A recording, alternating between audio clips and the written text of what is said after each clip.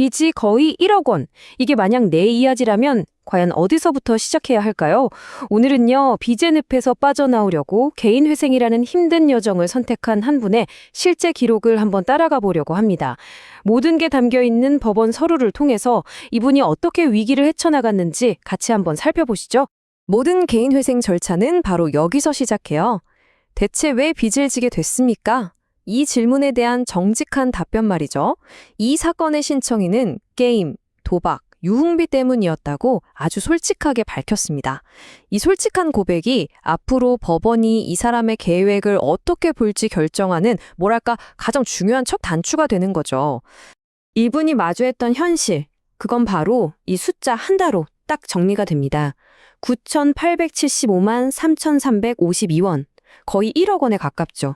이게 바로 넘어야 할 산이었고 이 기나긴 여정의 시작점이었던 겁니다. 아니, 대체 이 1억 원에 가까운 빚은 어떻게 만들어진 걸까요? 시작은 도박이랑 과소비였어요. 근데 진짜 문제는 그 다음이었죠. 빚을 갚으려고 또 다른 빚을 내는 그 악순환에 빠진 겁니다. 소득은 딱 끊겼는데 빚만 계속 불어나니까 결국 막다른 길에 이르게 된 거예요.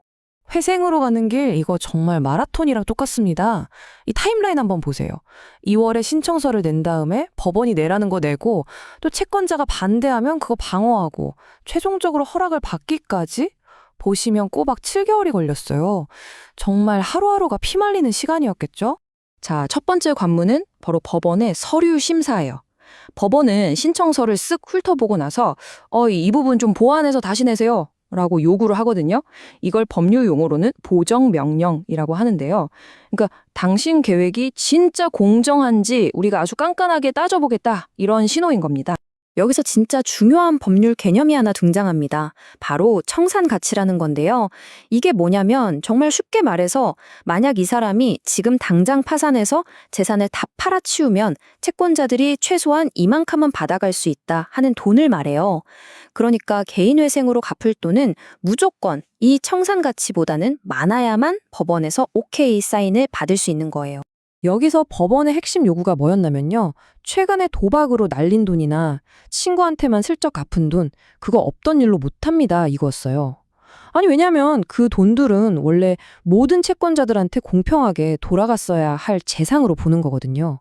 그래서 그 돈까지 지금 재산에 포함시켜서 청산가치를 다시 계산해 오라고 명령한 거죠.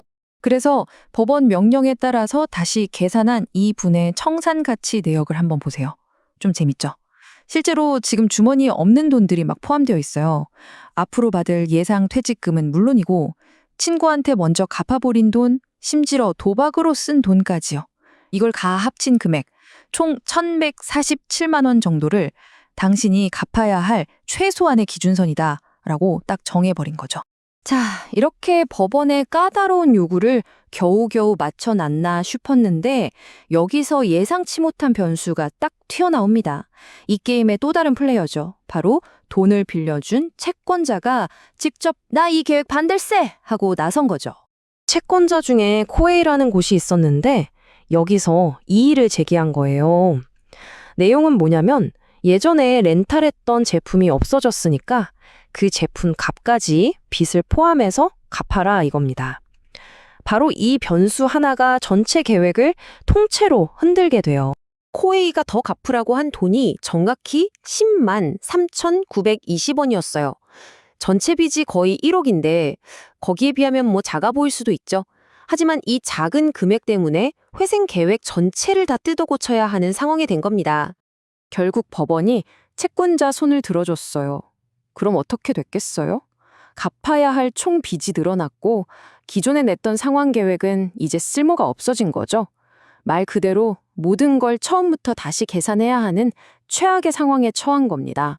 자, 이제 이야기의 클라이맥스로 가보겠습니다. 빚은 늘었는데 월급은 그대로예요. 이런 불리한 조건 속에서 이분은 과연 어떻게 새로운 합의점을 찾아냈을까요?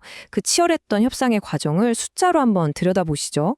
자, 이제 여러분이 이분 입장이라고 한번 생각해 보세요. 갚아야 할 빚은 더 늘었는데 내 월급은 그대로예요. 이런 막다른 길에서 어떤 해결책을 찾으시겠어요? 진짜 어떤 묘수가 있었을까요? 바로 이 표에 모든 해답이 담겨 있습니다. 총 채무액은 550만 원이나 늘었는데 월 소득은 그대로죠. 아니, 상식적으로는 계획 수정이 불가능해 보이잖아요. 그런데 여기 월 생계비량, 월 변제금 항목을 한번 자세히 봐주세요. 아주 미세하지만 정말 결정적인 변화가 여기에 딱 숨어 있습니다. 이게 바로 이 사건의 판도를 바꾼 신의 한 수였습니다. 이분이 뭘 했냐면요. 자기 한 달 생활비에서 딱 5천 원을 줄였어요. 그리고 그 5천 원을 고스란히 빚 갚는 돈, 그러니까 월 변제금에 보탠 겁니다. 보세요. 금액 자체는 정말 작잖아요. 하지만 이 5천 원의 이동이 내가 어떻게 된 빚을 조금이라도 더 갚겠습니다 하는 심청인의 진정성, 그 성실한 의지를 보여주는 아주 강력한 증거가 된 겁니다. 그리고 바로 이게 법원의 마음을 움직여서 최종 승인을 받아낸 결정적인 열쇠였던 거죠. 자, 이 한 사람의 7개월간의 여정을 쭉 따라보니 개인회생이라는 제도가 대체 어떤 원칙 위에서 돌아가는지가 명확하게 보입니다. 이 세 가지 핵심 원칙을 알면 그동안 그가 했던 모든 선택이 왜 그렇게 중요했는지 완벽하게 이해가 되실 겁니다. 첫째, 청산가치 보장의 원칙. 내 재산을 지금 다 팔아치우는 것보다는 무조건 더 많이 갚는 계획을 내야 합니다. 둘째, 채권자 평등의 원칙. 누구 한 명한테만 몰래 갚아주고 이런 건 절대 안 돼요. 모든 채권자에게 공평해야 합니다. 그리고 마지막, 가장 중요한 성실 변제의 원칙. 바로 오늘 사례의 그 5천 원처럼 갚겠다는 진심을 행동으로 보여줘야 한다는 겁니다. 자, 오늘 이 여정을 통해서 우리가 얻을 수 있는 핵심 교훈을 정리해 볼까요? 첫째, 이 과정은 단거리 달리기가 아니라 7개월이 걸린 긴 마라톤이었다는 것. 둘째, 과거의 실수, 도박 같은 거에 대해서 솔직하게 고백하는 게 필수적이었다는 점. 그리고 셋째, 채권자 이의제기 같은 예상치 못한 변수는 언제든 튀어나올 수 있다는 것. 그리고 마지막으로 결국 아주 작은 그 5천 원의 성의 있는 타협이 성공의 문을 열었다는 겁니다. 한 달 5천 원. 커피 한 잔 값이죠. 이 작은 돈이 한 사람의 인생을 구했습니다. 때로는 가장 큰 문제를 푸는 열쇠가 어쩌면 가장 작은 성의에 담겨 있는 건지도 모르겠습니다. 여러분이라면 인생의 막다른 길에 섰을 때 과연 어떤 5천 원을 내놓으시겠습니까?